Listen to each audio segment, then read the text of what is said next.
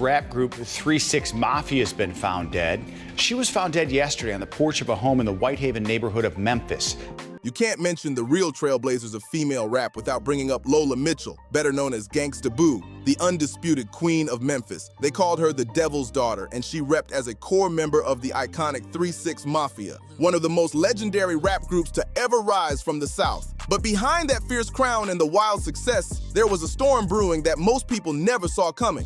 Because what many don't realize is that Gangsta Boo's life carried a lot of darkness and heartbreak. She watched her closest people vanish, one after another, losing nearly 20 loved ones before tragedy eventually came for her too. It's a story that's as powerful as it is painful, and it all began long before the fame hits. Lola Mitchell entered the world on August 7th, 1979, in Memphis, Tennessee.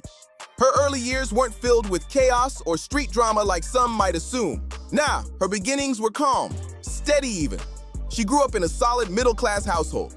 Her dad, Cedric, worked as a postal employee, dependable and grounded. Her mom, Veronica, kept the home running smooth, keeping everything together through love and structure. It wasn't flashy, but it was real. Boo brother, and like I said to him, you was wrong. You should feel bad about yourself because you did wrong. You killed your sister, and I'm gonna say it. A peaceful setup in a city that never stays quiet for long. But in Memphis, the line between comfort and struggle is razor thin, and that stability didn't last forever. Everything shifted after her parents split up. Following the divorce, Lola's family packed up and moved to Whitehaven, once a mostly white, well-off suburb known for being home to Elvis Presley's Graceland. But by the time Lola arrived, things had changed big time. The neighborhood had transformed after white flight, turning into a strong black community known locally as Black Haven. It was a neighborhood full of contradictions. You'd see black professionals and intact families right next door to folks barely getting by. Ambition lived side by side with crime, gang presence, and survival instincts. How does it feel to be the only girl in a all-male group? It's cool because I learned a lot of things about you men. You know what I'm saying? I learned a lot of things. Lola later said that growing up there gave her the best of both worlds. She learned to move smooth in middle-class circles while still picking up that hood instinct, knowing when to speak up and when to stay quiet. She could blend into any space, and that became one of her superpowers. But what people often miss is that Lola wasn't just tough. She was gifted. Beneath that bold attitude was a writer's heart.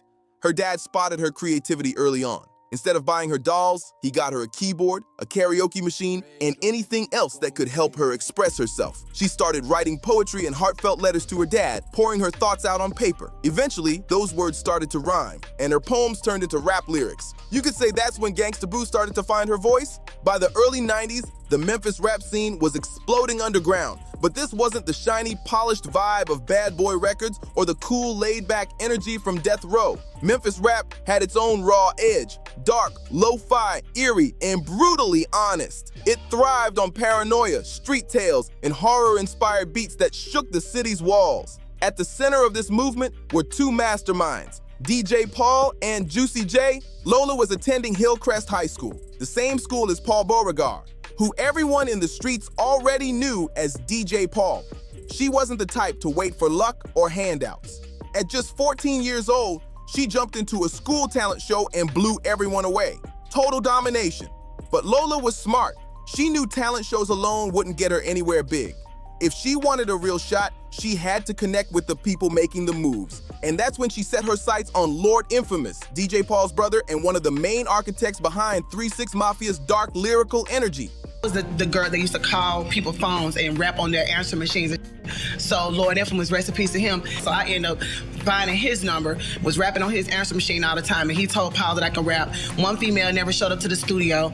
Then they called me, and then I showed up to the studio, and I never left the studio with them. Determined to make it happen, Lola got his number and started calling his house non-stop. She'd rap straight into his answering machine, hang up, and call back again on another day. No fear, no hesitation. That fearless hustle was pure Gangsta Boo energy, even before the world knew her name. She wasn't waiting for an invite. Lola forced her way into their circle. What I understand though, gang, I mean the Mafia 6, the reuniting, man. Tell me about it. What's happening with it?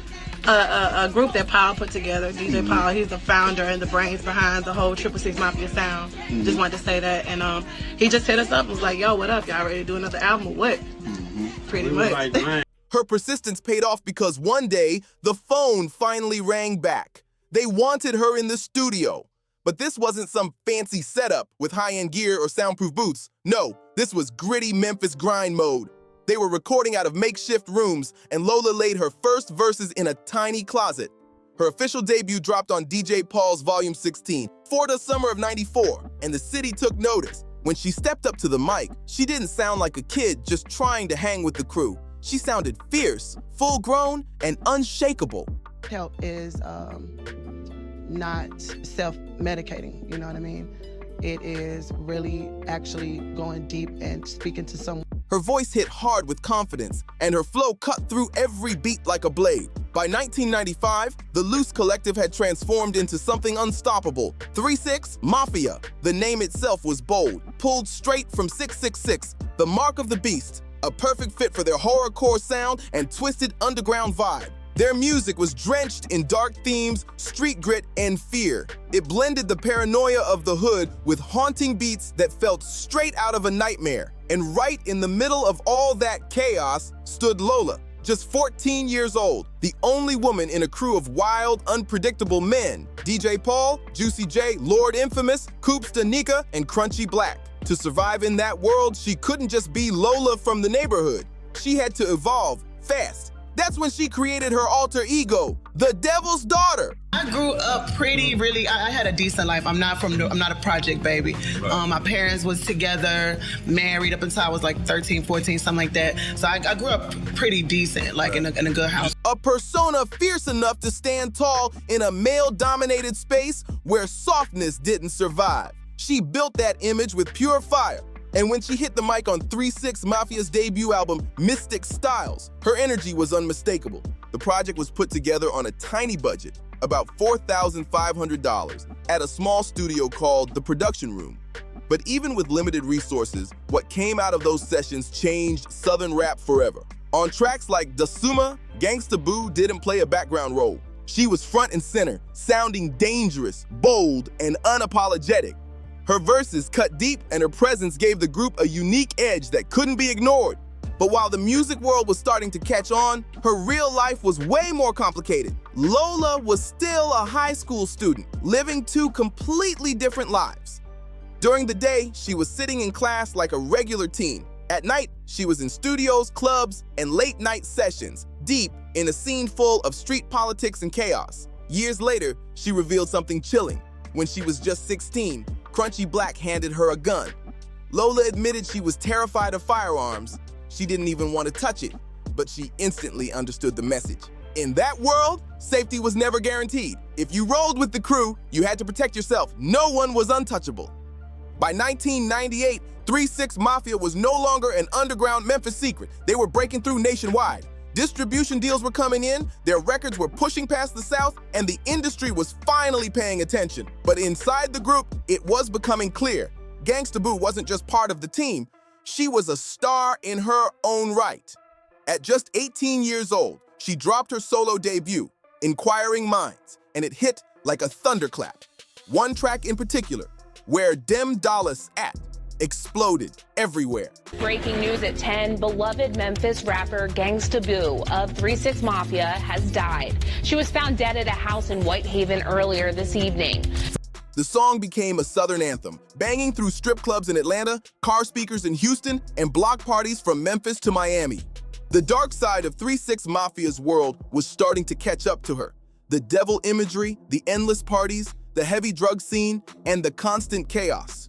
What started as a persona was slowly becoming her reality, and that shift hit hard. For someone like Lola, who had grown up with church values and spiritual roots, the contradiction between her faith and her lifestyle was tearing her up inside. By 2000, the crew was reaching new heights when 3-6 Mafia dropped. When the smoke clears, 66, 61, the album went platinum. That project stamped their place in hip-hop history. Gangsta Boo was everywhere. She was crowned the First Lady of Crunk. Her voice showed up on Outkast's Stankonia, one of the most important rap albums of all time. She even collaborated with Foxy Brown. From the outside, it looked like she was living that dream. Fame, respect, money, everything she fought for since her teenage years. But behind the spotlight, the cracks were showing. Inside Hypnotized Camp Posse, the brotherhood wasn't as solid as it looked. Money was flowing in, but tension was building over who was getting what and who wasn't. And for Lola, that persona she'd built, the devil's daughter, started feeling like a burden instead of protection. What once made her powerful was now making her feel trapped.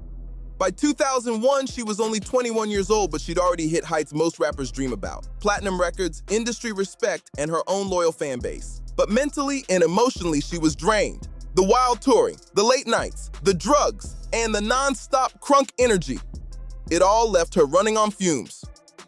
That same year, she dropped her second solo album, Both Worlds 69. The album was fire. It even outperformed her debut, hitting number 8 on the Billboard R&B charts. But then, out of nowhere, she shocked everyone. Just as her career seemed unstoppable, Gangsta Boo walked away from 3 6 Mafia. The public explanation? Creative differences and growing apart. But people close to her knew the truth. It went way deeper than that. There were 3 major reasons behind her exit, and together, they created a pressure bomb waiting to explode. First, the money! Lola wasn't the only one questioning how things were being run, but she was one of the few who said it out loud. Others, in the hypnotized minds camp, would later voice similar frustrations, but Boo believed the whole setup was unfair. DJ Paul and Juicy J controlled the label, and she felt like her solo career wasn't being pushed the way it deserved. She believed money was being mishandled, and she wasn't seeing what she had earned. That kind of betrayal hit deep, especially after giving everything to the team. Second, the exhaustion. Boo was straight up tired of living in what she called a boys' club. She said it clearly in later interviews: "I do not want to bust with a bunch of boys no more." She was done being the only woman surrounded by wild energy, unchecked egos, and constant chaos. It wasn't just about gender. It was about respect, peace, and sanity. Third, the spiritual breaking point. This one nobody saw coming. In September 2001, just a few months after walking away, Lola announced she had found God. She publicly renounced the name Gangsta Boo and started calling herself Lady Boo. In an interview with Gospel Flava magazine, she opened up about her transformation. She admitted that during her time in the group, she had felt completely lost. She said she'd been running from God, using substances to fill that emptiness, and trying to escape the guilt that came with her lifestyle. She also confessed that her devil's daughter persona wasn't just an image anymore. It felt like it was actually pulling dark energy into her life. That realization shook her to the core. One moment, she was spitting hard, raw verses. The next, she was making clean music filled with faith and spiritual themes. The shift caught everyone off guard. DJ Paul and Juicy J publicly brushed it off, calling it a phase and saying she'd eventually come back. And in a way, they weren't wrong, but not for the reasons they thought. The Lady Boo chapter didn't quite land. Fans were confused. Labels didn't know how to market her, and the whole rebrand felt too sudden, too unfamiliar. Eventually, Lola had a realization. She didn't need to erase her past to be spiritual. She could still believe in God and honor where she came from. So she reclaimed the Gangsta Boo name, this time on her own terms. Without the hypnotized minds machine backing her though, her mainstream shine slowed down. Still, she kept hustling hard in the underground, dropping mixtapes like The Rumors and Miss.com, proving she wasn't going anywhere. Her grind was steady, but she was far removed from that late 90s commercial peak that once had her everywhere. Then came 2009, one of the wildest and most confusing chapters of her life. On December 8th, Gangsta Boo shocked everyone when she turned herself in to authorities in Olive Branch, Mississippi. The charge? Conspiracy to commit armed robbery. According to police, earlier that year, a 28-year-old man named Marcus Curtis had robbed a Dollar General store at gunpoint, forcing employees to the ground and demanding cash. Investigators claim Boo had helped plan the whole thing, but to fans, and to Boo herself, none of it made sense. Why would a platinum-selling rap legend risk everything for a few $100s from a dollar store? She went straight to Twitter, furious, and typing in all caps, "I am innocent. I am with the hottest producer in the game. WTF, I look like robbing a damn store." She didn't hide or run. She fought back head on, dropping a mixtape titled The Rumors 2, The State vs. Lola Mitchell. It was her way of reclaiming the story, using her voice to push back against the lies. In the end, the charges didn't hold up. Everything pointed to her just being caught up in the wrong place around the wrong crowd, but the damage was already done. The media ran wild, and her reputation took another hit. Just when people started whispering that Gangsta Boo was done, the culture flipped. Hip-hop came full circle. A new generation of rappers started digging deep into the 1990s Memphis underground, searching for that raw darkness that defined her era. Artists like Space Ghost Perp, $sign AP Rocky, and the Raider Clan weren't just inspired, they worshipped it. To them, Mystic Styles wasn't just a classic album, it was sacred text. That wave of nostalgia pulled Boo right back into the spotlight. In 2011, she surprised everyone by popping up on Throw It Up with Eminem and Yellow Wolf. Hearing Gangsta Boo trading bars with one of the biggest rappers alive, that was major. It wasn't just unexpected, it was validation. That track reintroduced her to the mainstream in a way that no interview or comeback plan ever could.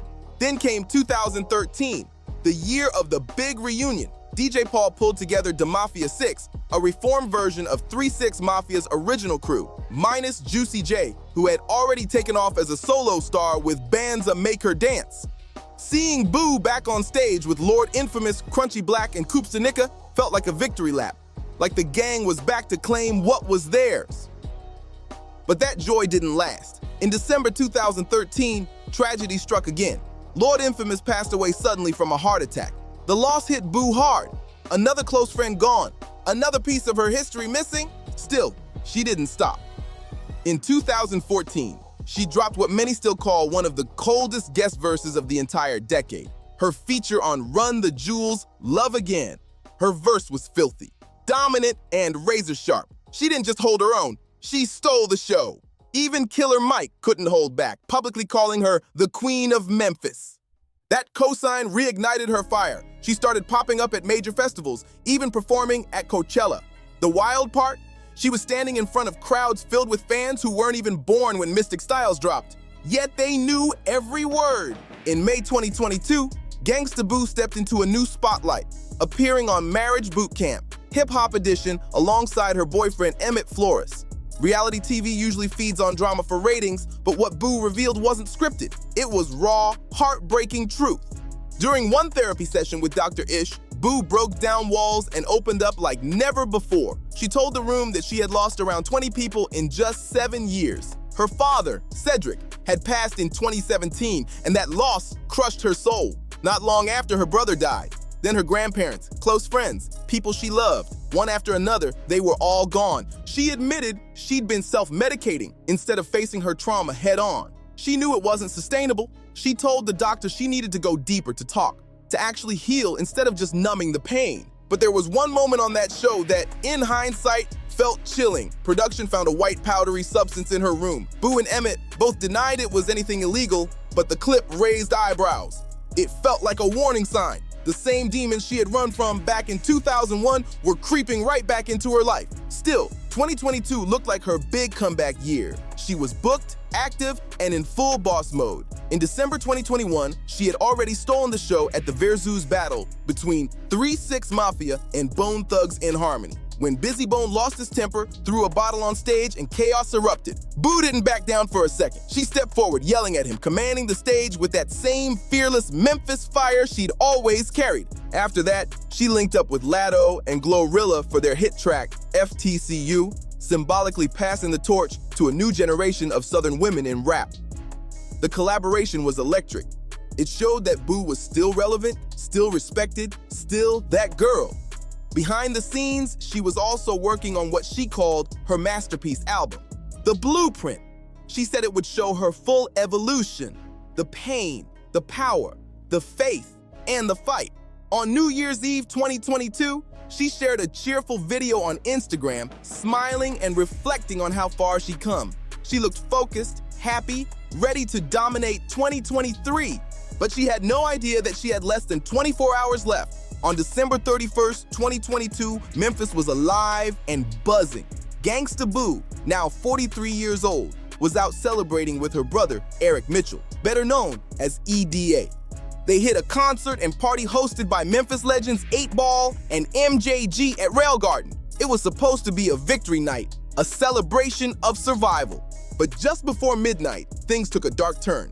While at the venue, Eric suddenly collapsed. He had overdosed. Panic broke out as people screamed for help. He was rushed to the hospital in critical condition. Somehow, doctors managed to revive him. A miracle. That should have been the wake-up call. Whatever they had taken that night was tainted and dangerous. But addiction doesn't follow logic or warnings. It whispers lies of control. After Eric was stabilized, Boo went home. She returned to her mother's house on Rains Road in Whitehaven alone. According to reports, she still had the same batch of drugs that had nearly killed her brother just hours earlier. The sun rose on January 1st, 2023, but Lola Mitchell never saw the afternoon. At 2:18 p.m., Memphis police received a person-down call from the Rains Road residents. When officers arrived, they found Gangsta Boo unresponsive on the front porch. She was pronounced dead at the scene. The news hit Memphis like an earthquake. For months, speculation ran wild online. Some said it was a heart attack, others whispered it might have been suicide. Fans, friends, and family were desperate for answers. The truth didn't come out until June 15, 2023, when the Shelby County Medical Examiner released the official autopsy report. The cause of death was ruled an accidental overdose. The toxicology results revealed a deadly mix of fentanyl, cocaine, and alcohol in her system. Even after her passing, the pain didn't settle. It exploded. Grief turned into blame, and soon, all eyes turned toward her brother, Eric. The fallout went public and ugly. DJ Paul took to social media, claiming authorities had leads on who supplied the drugs, heavily implying Eric knew more than he admitted. And Crunchy Black was even more direct, speaking out with no filter. The drama turned tragic grief into a storm of accusation and anger. DJ Paul took things public. He posted a screenshot aimed straight at Eric with the caption, "We on your app," even going as far as suggesting Eric should take his own life. Inside the 3-6 camp, the story was clear. Eric had overdosed first, survived, and they believed he should have warned his sister or destroyed the drugs. To them, not doing so was unforgivable. Eric E.D.A. Mitchell, frail and already battling cancer, went on camera to defend himself. He denied hurting his sister, saying it was a shared struggle with addiction. Two siblings caught in the same storm. By 2024, no charges were filed against him, but the damage was permanent. The Mitchell family, once inseparable, was shattered, and Gangsta Boo's death left a hole in hip-hop. She passed right when the world was finally ready to give her the respect she always deserved. Don't forget to like, comment, and subscribe. And see you in the next video.